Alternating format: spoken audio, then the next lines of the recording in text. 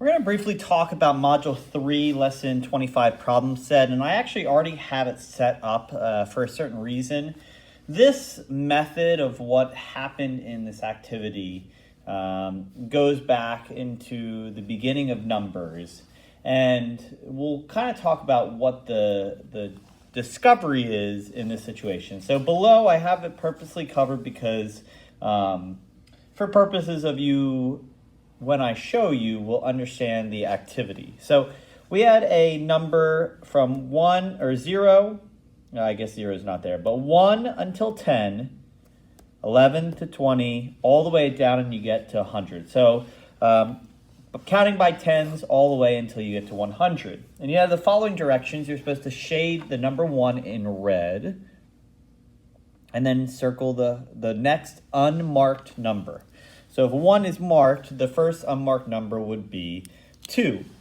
So we had 1 and we had 2 and 2 was circled. And then what you ended up doing is you crossed out any number that had the circled amount as a multiple. So we'd cross out 4, 6, 8, 10, 12, 14, 16, 18, 20, 22, 24, 28, 26, 28, 30. You're seeing a trend. We're crossing out all of the even numbers besides 2. So we finished, cross out the first unmarked number, that's 2. Cross off every multiple, except for the one you circled. 4, 6, yeah, did that.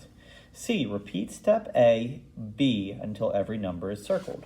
Now in this grouping, we know that 3 and 5 have not been crossed out yet.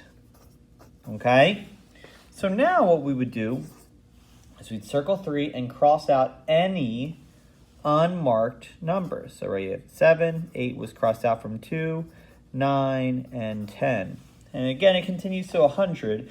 But now if we're counting by threes, it would be 3, then 6, but that's already crossed out. So we have all this amount. We crossed out the even numbers. Then we cross out the multiples of 3. Well, 6 was already crossed out. 9 I now cross out. Then I look at 5 as my next one, and I realize that I'm going to cross out 10 and 15, 20, what have you.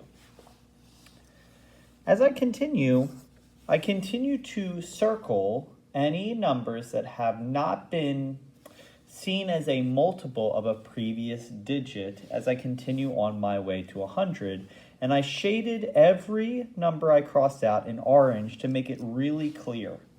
Now I'm going to move up the screen and you'll see this completed.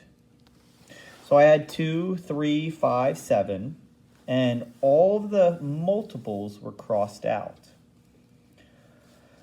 And one of the things that you're asked about is to list all of the circled numbers in 2A and to try to find some patterns.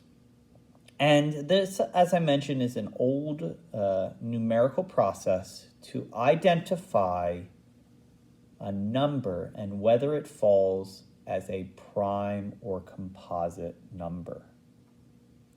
Now, if it is circled, that means it doesn't have a number smaller than it. That would be a factor. The only factor it has is 1. And since 1 is involved in every single possible prime number and composite number, it doesn't count as composite. It's kind of like the unicorn of the situation. 2, 3, 5, 7, 11, 13, 17, 19, 23, 29, 31, 37. As we move down, those all are prime numbers. That mean the only factor pair is that number and 1. Everything that is crossed out tells you that it has at least one additional factor pair besides 1 in that number. And an example might be 24. 24 has 1 times 24, 2 times 12, 3 times 8, 6 times 4. Because it has 4 factor pairs, it doesn't make it any more of a composite number than, say, 14, which is just 1 and 14, and 2 and 7. Okay? That's an interesting thing to point out. If it has 2 or more, if it has more, it doesn't make it any more composite. It just happens to have more factors. Okay? So, If it was crossed out, it has more than one factor, it is composite. If it's circled, it only has one factor, 1 in that number, and it is deemed prime.